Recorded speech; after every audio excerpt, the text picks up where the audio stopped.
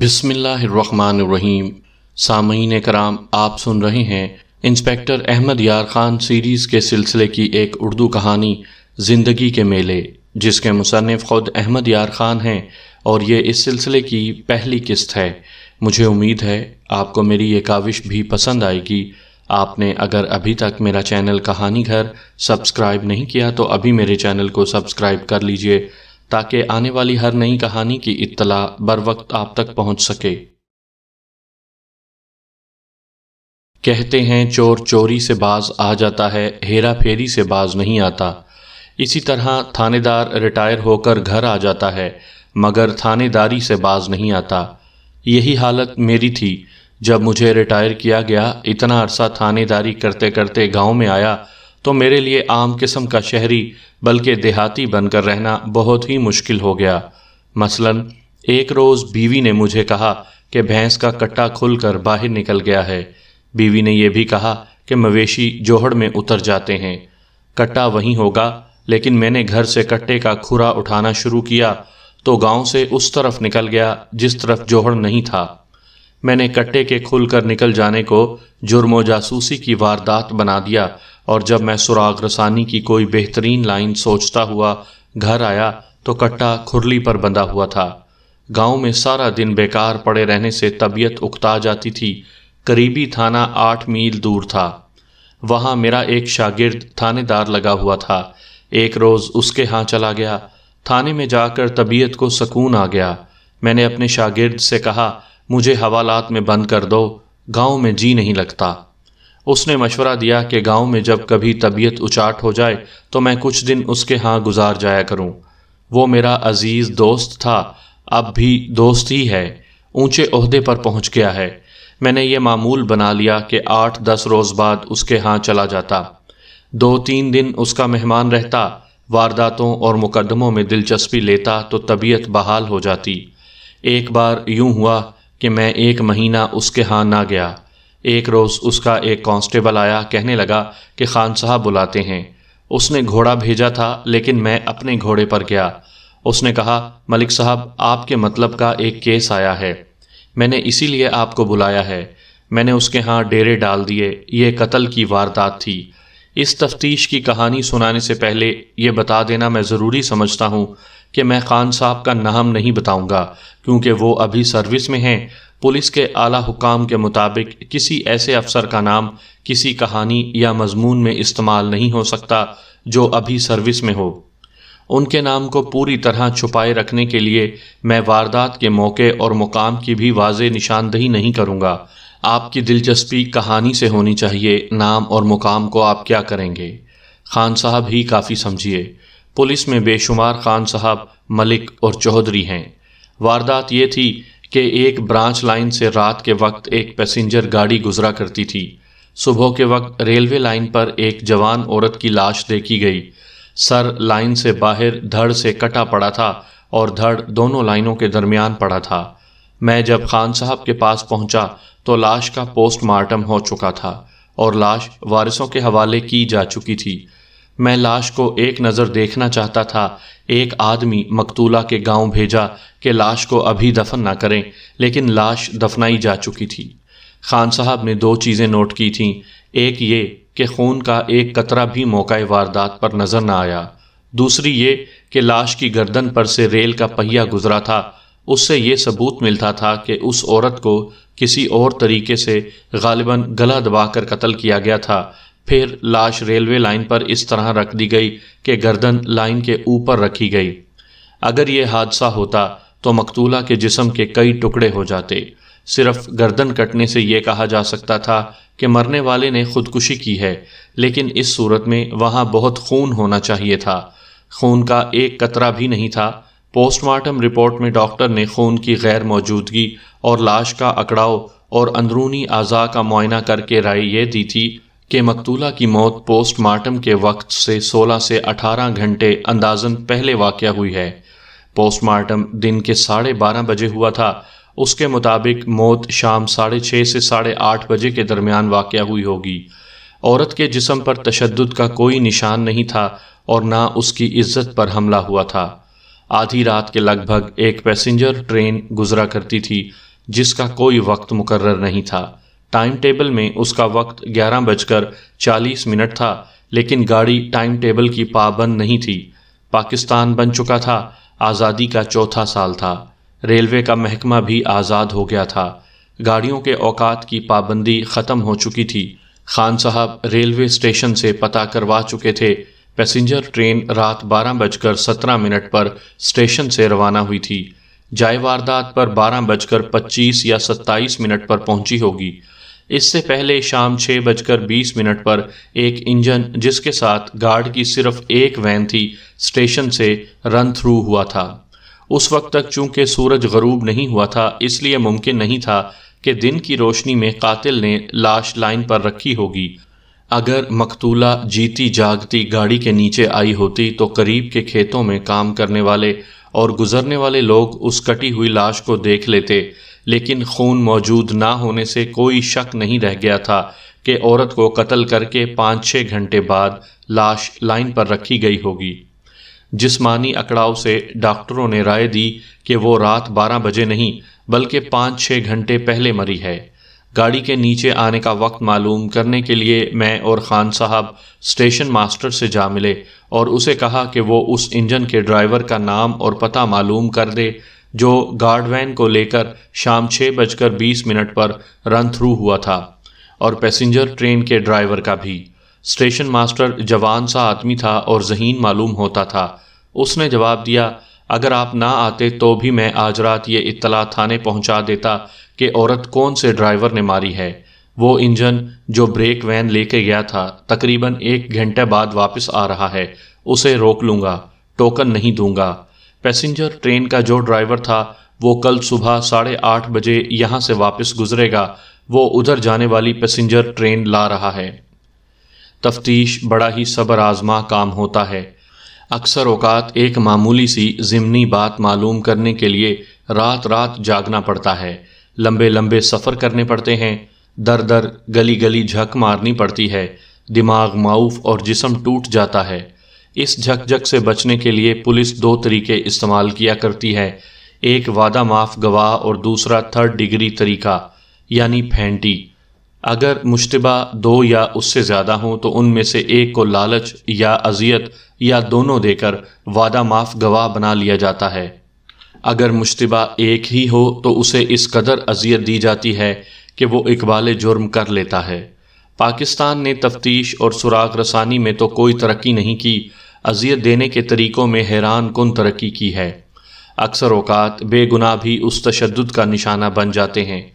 میرے عزیز دوست اور شاگرد کے لیے بھی آسان طریقہ یہ تھا کہ مقتولہ کے خاوند اور دیگر مشتبہ افراد کو بلا کر 3rd ڈگری والی پھینٹی چڑھاتے تو تفتیش آسان ہو جاتی، مگر ان میں میرے والی خرابی تھی، وہ کسی بے گناہ کو محض شک کی بنا پر پریشان کرنا تو درکنار تھانے بلانا بھی گوارا نہیں کرتے تھے۔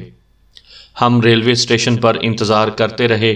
جس انجن کو 1 گھنٹے بعد آنا تھا وہ 1.25 گھنٹے بعد آیا۔ اس کے ڈرائیور نے بتایا کہ اس کے انجن کے نیچے کوئی عورت نہیں آئی، البتہ اس نے یہ انکشاف کیا کہ رات والی پیسنجر ٹرین کا ڈرائیور اسے آخری اسٹیشن پر ملا تھا۔ اس نے اس کے ساتھ ذکر کیا تھا کہ رات اس کی گاڑی کے نیچے ایک عورت کٹ گئی ہے۔ دوسری صبح ہم 8:30 بجے پھر ریلوے اسٹیشن چلے گئے۔ گاڑی خاصی دیر بعد آئی، وہی ڈرائیور تھا۔ اسٹیشن ماسٹر نے اسے اپنے دفتر میں بلا لیا۔ ہمارے پوچھنے پر اس نے بتایا کہ وقوع کی رات اس اسٹیشن پر 30 منٹ رک کر اس نے گاڑی چلائی۔ اسٹیشن سے کوئی 1.5 میل دور انجن کی روشنی میں اسے ریلوے لائن پر کوئی لیٹا ہوا نظر آیا۔ ڈرائیور کو وہ اس وقت نظر آیا جب انجن اور اس آدمی کے درمیان 25-30 گز کا فاصلہ رہ گیا تھا۔ گاڑی روکی نہیں جا سکتی تھی، اتنے کم فاصلے پر بریک لگانا خطرناک تھا۔ گاڑی رفتار پکڑ چکی تھی۔ ڈرائیور نے بار بار وسل بجائی مگر اس آدمی نے کوئی حرکت نہیں کی۔ انجن قریب پہنچا تو ڈرائیور نے غور سے دیکھا، لائن پر آدمی نہیں بلکہ عورت تھی۔ ڈرائیور انجن کی روشنی میں تھوڑے سے وقت میں جو کچھ دیکھ سکا وہ یہ تھا کہ عورت کے کپڑے رنگ دار تھے، اس کے سر سے دوپٹہ ہٹا ہوا تھا، اس کی گردن لائن پر تھی، سر پیچھے کو ڈھلکا ہوا تھا، دھڑ اندر کی طرف تھا، لاش پیٹھ کے بل تھی۔ دونوں بازو پہلوؤں کے ساتھ تھے۔ انجن اس کے اوپر سے گزر گیا۔ گاڑی میں ڈبوں میں سے جو روشنی باہر آ رہی تھی اس میں ڈرائیور کو عورت کا سر کٹ کر گرتا نظر آیا تھا۔ یہ پرانا ڈرائیور تھا۔ میرے ایک سوال کا جواب دیتے ہوئے اس نے بتایا کہ اس کی ساری سروس میں یہ 5واں انسان اس کی گاڑی تلے آیا ہے۔ ایک آدمی اپنی بھینس کو لائن سے ہٹاتے انجن کی زد میں آ گیا تھا، دوسرا اٹاری کے قریب ہند پھاٹک سے گزرتے گاڑی کے نیچے آ گیا تھا۔ امرتسر سے آگے ایک آدمی ریلوے لائن کے قریب کھڑا تھا۔ انجن قریب پہنچا تو وہ لائن پر بیٹھ گیا، اس کا جسم کیما ہو گیا تھا۔ پھر ایک بار جلندھر سے 3 میل دور اس نے ایک آدمی کو لائن کے ساتھ اس سمت جاتے دیکھا جس سمت اس کی گاڑی جا رہی تھی۔ ڈرائیور نے وسل دی لیکن اس آدمی نے دھیان نہ دیا۔ انجن قریب پہنچا تو اس آدمی نے اپنے آپ کو لائن پر پھینک دیا، اس کے جسم کے 2 ٹکڑے ہو گئے تھے۔ یہ دونوں وارداتیں خودکشی کی تھیں، مگر اس عورت کے متعلق اس کی رائے یہ تھی کہ وہ زندہ نہیں بلکہ مردہ تھی، ورنہ وہ کچھ تو حرکت کرتی۔ ہو سکتا ہے وہ کوئی پاگل ہو۔ ہم نے ڈرائیور کا بیان لکھ لیا اور اسے گواہوں کی فہرست میں شامل کر لیا۔ گاڑی کے نیچے آنے کا وقت رات 12:30 بجے لکھا گیا۔ ڈاکٹر کی رائے کے مطابق موت اس سے 4 سے 6 گھنٹے پہلے واقع ہوئی تھی۔ مقتولہ کے متعلق خان صاحب نے جو معلومات فراہم کیں ان کے مطابق وہ شادی شدہ تھی، شادی ہوئے 1 سال گزر گیا تھا، وہ مہاجر تھی، خاوند بھی مہاجر تھا۔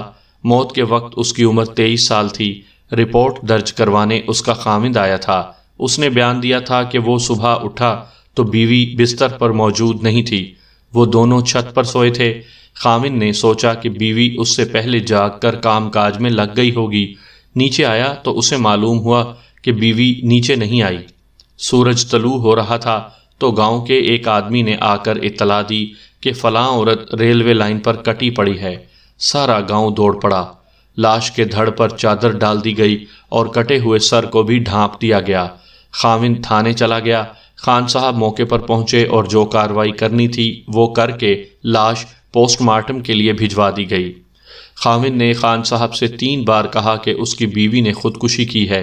خان صاحب نے اسے یہ تاثر دیا کہ وہ مان گئے ہیں کہ اس کی بیوی نے خودکشی ہی کی ہے۔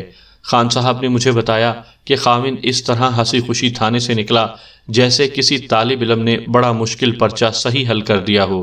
خان صاحب نے اسے تھوڑی دیر خوش رہنے کے لیے آزاد کر دیا۔ ریلوے اسٹیشن سے ڈرائیور کا بیان لے کر ہم تھانے میں گئے تو مقتولہ کے خاوند، گاؤں کے نمبردار اور مقتولہ کے باپ کو بلا بھیجا۔ تھوڑی دیر بعد وہ آ گئے۔ سب سے پہلے خاوند کو اندر بلایا۔ اسے ہم نے ڈرانے دھمکانے کے بجائے دوستانہ طریقے سے بٹھایا۔ وہ دیہاتی آدمی تھا، عمر 26 اور 28 کے درمیان۔ شکل و صورت اور گفتگو سے پتہ چلتا تھا کہ ہے تو دیہاتی لیکن سیدھا سادہ نہیں۔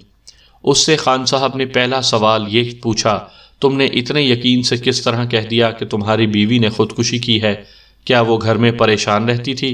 تم اسے مارتے پیٹتے تھے یا کوئی اور وجہ تھی؟ میں اس کا چہرہ دیکھ رہا تھا، اس پر صاف تبدیلی آئی اور وہ ادھر ادھر دیکھنے لگا۔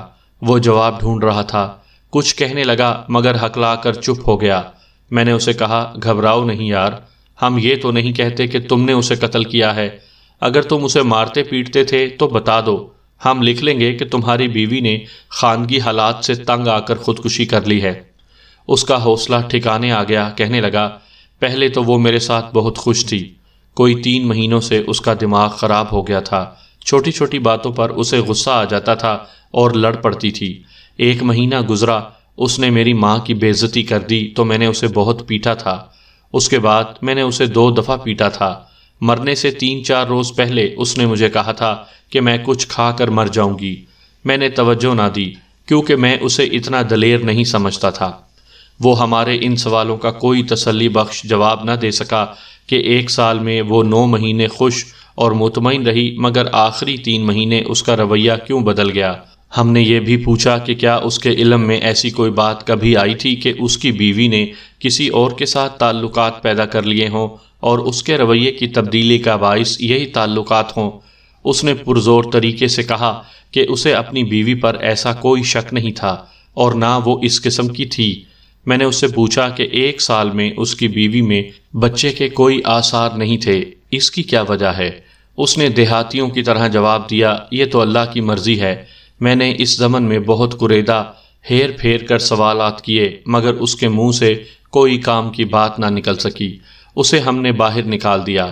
میں نے خان صاحب کو مشورہ دیا کہ اس کی ماں کو بلائیں۔ اس دوران ہم نے مقتولہ کے باپ کو اندر بلایا۔ اس نے بتایا کہ وہ ہندوستان کے مہاجر ہیں، ان کی تقریباً ساری برادری اس گاؤں میں آباد ہوئی ہے۔ 1 سال گزرا، اس نے اپنی بیٹی یعنی مقتولہ کی شادی اس آدمی کے ساتھ کر دی۔ لڑکی 8-9 مہینے بہت خوش رہی، ہنستی کھیلتی آتی اور ہنستی کھیلتی سسرال جاتی تھی۔ 3-4 مہینوں سے وہ پریشان نظر آنے لگی تھی۔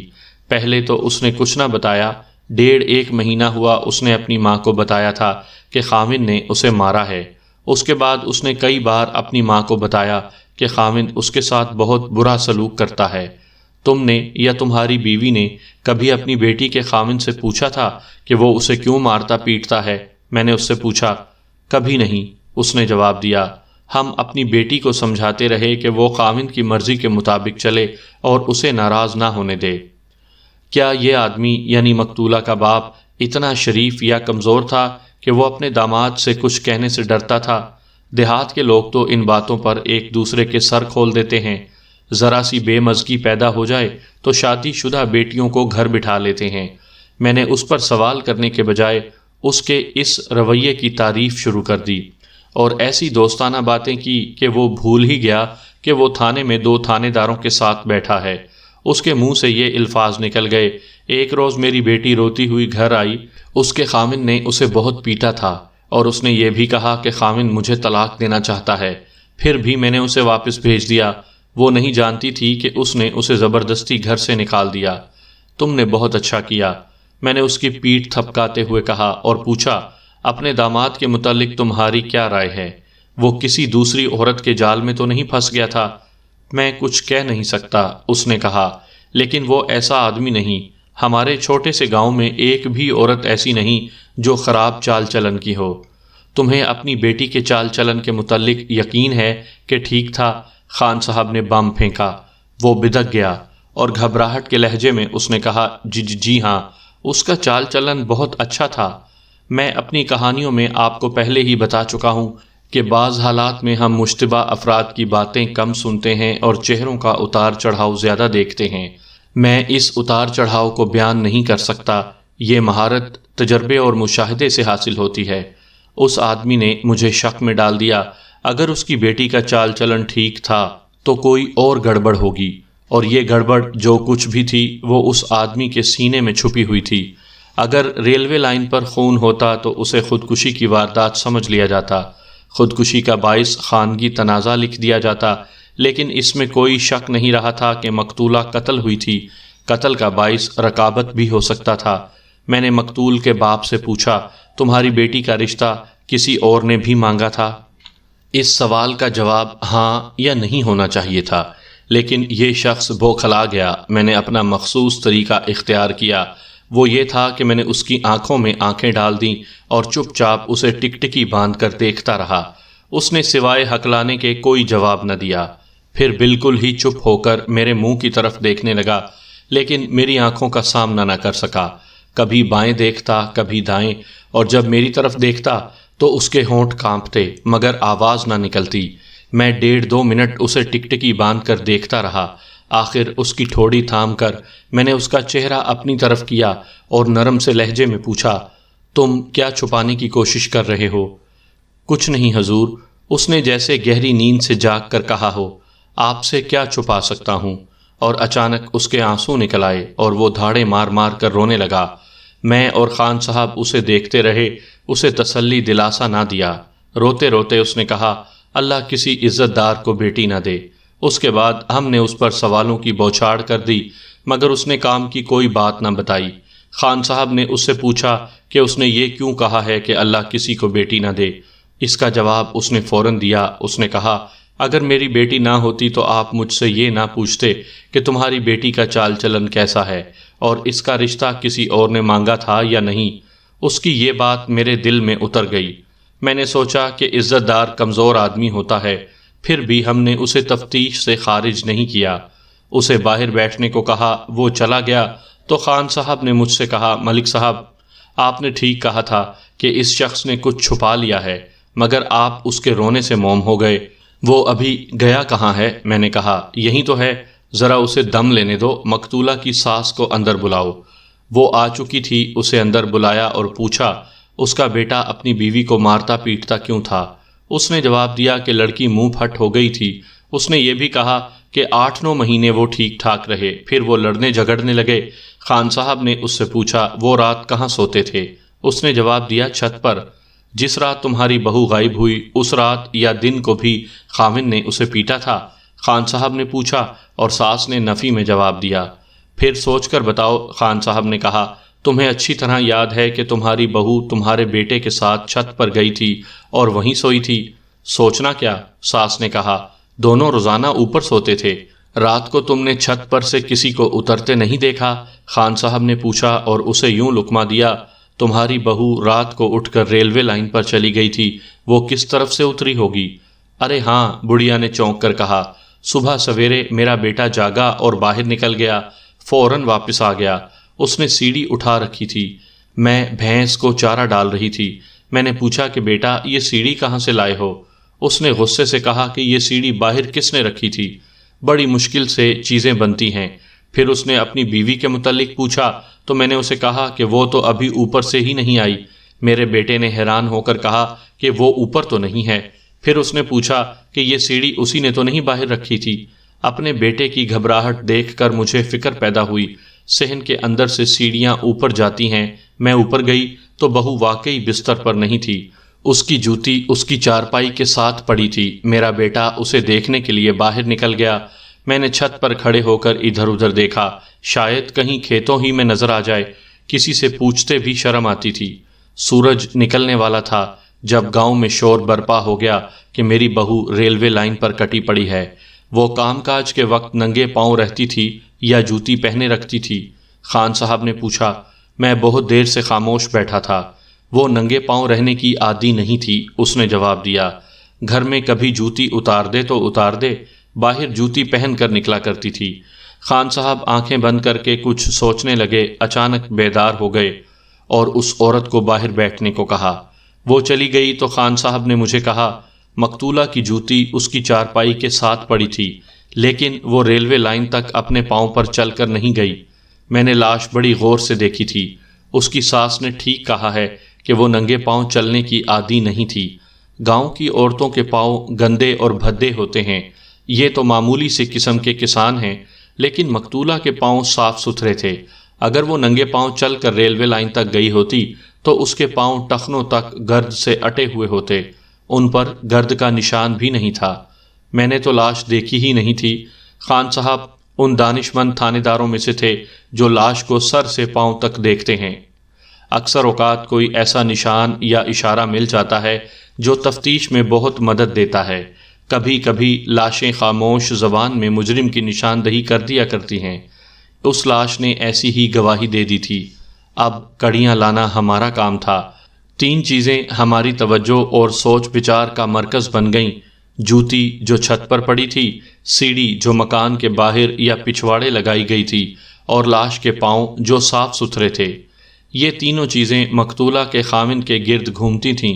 ان معلومات کی روشنی میں واردات کا نقشہ یوں بنتا تھا کہ خاوند نے کسی وقت سیڑھی خود مکان کے باہر رکھی، شام کے بعد چھت پر بیوی کا گلا گھونٹ کر ہلاک کیا، لاش چارپائی پر پڑے رہنے دی، رات گاڑی کے وقت سے پہلے لاش کندھوں پر اٹھائی اور صحن کی طرف والی سیڑھیوں سے اس ڈر سے نہ اترا کہ گھر والے جاگ اٹھیں گے۔ اس مقصد کے لیے اس نے مکان کے پیچھے یا پہلو کے ساتھ سیڑھی رکھی ہوئی تھی، اس سے اترا اور لاش ریلوے لائن پر رکھایا۔ مقتولہ کو یقیناً اٹھا کر لے جایا گیا تھا، جس کا ثبوت یہ تھا کہ لاش کے پاؤں صاف ستھرے تھے۔ یہاں 2 چیزیں پیش نظر رکھیے۔ دیہات کے مکان کچے ہوتے ہیں، بلندی بالکل معمولی۔ دوسری چیز یہ کہ گاؤں کے لوگ اتنے تھکے ہوتے ہیں کہ شام کا اندھیرا گہرا ہوتے ہی سو جاتے ہیں۔ یہ امکان اب خارج از بحث تھا کہ مقتولہ خود چھت سے اتری اور ریلوے لائن پر لیٹ گئی۔ اگر ایسا ہوتا تو اس کے پاؤں میں جوتی ہوتی یا اس کے پاؤں گرد آلود ہوتے۔ ایک امکان یہ بھی تھا کہ خاوند گہری نیند سویا رہا، ایک یا دو آدمی آئے، لڑکی کو اٹھایا اور چھت سے اتر گئے، پھر اسے ہلاک کر کے ریلوے لائن پر رکھ دیا، لیکن یہ ممکن نظر نہیں آتا تھا۔ ڈاکٹر کی رپورٹ کے مطابق موت کا جو وقت بتایا گیا تھا، اس وقت کوئی آدمی جرأت نہیں کر سکتا کہ چھت پر چڑھ کر کسی کی بیٹی کو اٹھا کر لے جائے۔ اگر اسے زندہ اٹھا کر لے جایا جاتا تو اس پر مجرمانہ حملہ ضرور ہوتا۔ اگر یہ واردات ہوئی ہوتی تو مقتولہ کا خاوند اور اس کا باپ ضرور کسی پر شک کا اظہار کرتے۔ ہمارے پوچھنے پر انہوں نے بتایا کہ ان کی کسی کے ساتھ دشمنی نہیں ہے کہ ان پر ایسا سخت وار ہوتا کہ ان کی گھر کی عورت کو ہی اٹھا کے لے جاتے۔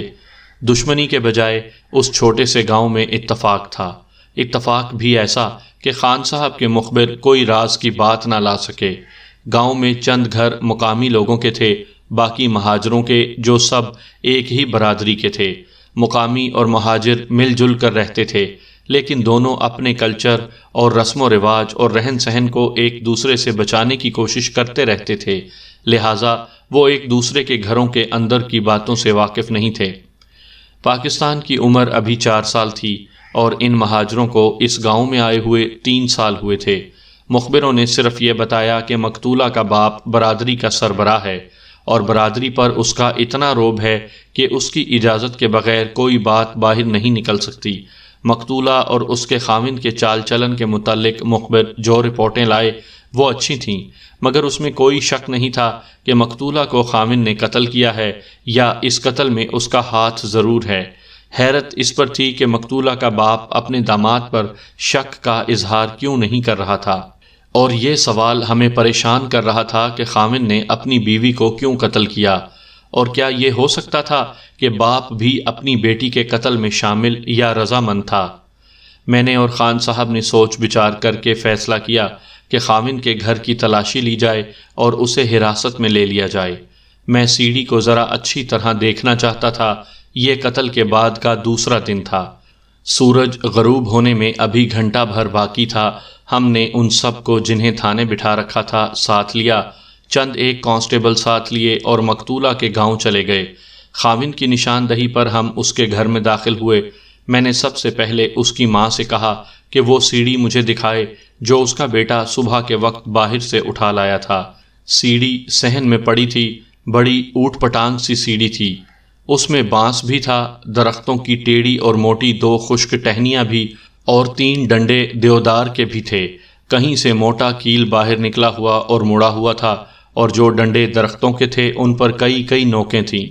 میں نے سیڑھی کو بڑی غور سے دیکھا۔ اوپر سے نیچے والے دوسرے ڈنڈے اور لمبے بازو والے ڈنڈے کے درمیان 2 بال اٹکے ہوئے تھے۔ یہ زنانہ بال تھے، کیونکہ لمبے تھے۔ ان سے میں نے ذہن میں یہ تصور قائم کیا کہ مقتولہ کی لاش قاتل نے کندھے پر اس طرح اٹھائی کہ اس کا سر نیچے ڈھلکا ہوا تھا، یعنی لاش کا پیٹ قاتل کے ایک کندھے پر یا گردن کے پیچھے دونوں کندھوں پر تھا۔ سیڑھی سے اترتے لاش کے بال متوازی اور عمودی ڈنڈوں کے درمیان اٹک کر ٹوٹ گئے۔ یہ بال عدالت میں پولیس کی کوئی مدد نہیں کر سکتے تھے۔ یہ تفتیش اور مجرم کی نشاندہی اور جرم کا پورا عمل سامنے لانے میں مدد دے سکتے تھے۔ اس دوران خان صاحب نے گھر کی تلاشی لے لی، مگر کوئی کام کی چیز برآمد نہ ہوئی۔ انہوں نے خاوند کو ہتھ کڑی نہ لگائی، اسے کانسٹیبلوں کے حوالے کر کے تھانے بھجوا دیا۔ مقتولہ کی ساس کو الگ بلا کر اس سے ایسا سوال پوچھا جو ابھی میرے ذہن میں نہیں آیا تھا، کیونکہ میں نے پوسٹ مارٹم رپورٹ نہیں پڑھی تھی۔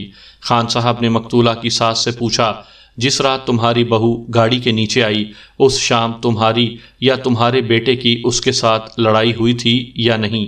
نہیں جی۔ تمہارے بیٹے نے شام کا کھانا کھایا تھا؟ خان صاحب نے پوچھا۔ کھایا تھا۔ گھر کے سب لوگوں نے کھانا کھایا تھا؟ سب نے کھایا تھا۔ تمہاری بہو نے کیوں نہیں کھایا؟ خان صاحب نے جواب کا انتظار نہ کیا تاکہ بڑھیا سنبھل نہ جائے۔ اس سے پوچھا، تم نے اسے کہا تھا کہ کھانا کھا لو؟ تمہارے بیٹے نے اسے کہا تھا کہ کھانا کھا لو، یا تم دونوں نے کہا تھا کہ نہیں کھاتی تو نہ کھائے، جائے بھٹے میں؟ بڑھیا کچھ گھبرائی، مگر اس کے بولنے سے پہلے ہی خان صاحب نے کہا، میں تمہارے بیٹے کو پھانسی چڑھا دوں گا، سچ بتاؤ اس نے روٹی آخر کیوں نہیں کھائی تھی؟ میں نے 100 بار کہا تھا کہ روٹی کھا لو۔ بڑھیا کے منہ سے بے اختیار یہ الفاظ نکلے، مگر اس نے نہ دوپہر کو روٹی کھائی نہ شام کو۔ میں سمجھ گیا کہ پوسٹ مارٹم رپورٹ میں ڈاکٹر نے معدے کی کیفیت لکھی ہوگی کہ خالی تھا۔ بعض چیزیں ایسی ہوتی ہیں جو ذہین اور دانش مند تھانے دار خنجر کی طرح کپڑوں کے اندر چھپا کر رکھتے ہیں اور ایسے موقع پر استعمال کرتے ہیں جہاں اس کا وار مشتبہ یا ملزم کو ہتھیار ڈالنے پر مجبور کر دیتا ہے۔ مقتولہ کے پاؤں کی کیفیت بھی ایسا ہی ایک خنجر تھا جو خان صاحب نے صحیح موقع پر استعمال کیا اور معدے کی کیفیت کا استعمال بھی وقت پر کیا۔ اس کے ساتھ ماں کو یہ دھمکی دے کر کہ اس کے بیٹے کو پھانسی چڑھا دیا جائے گا، خان صاحب نے ماں کے پاؤں تلے سے زمین نکال دی۔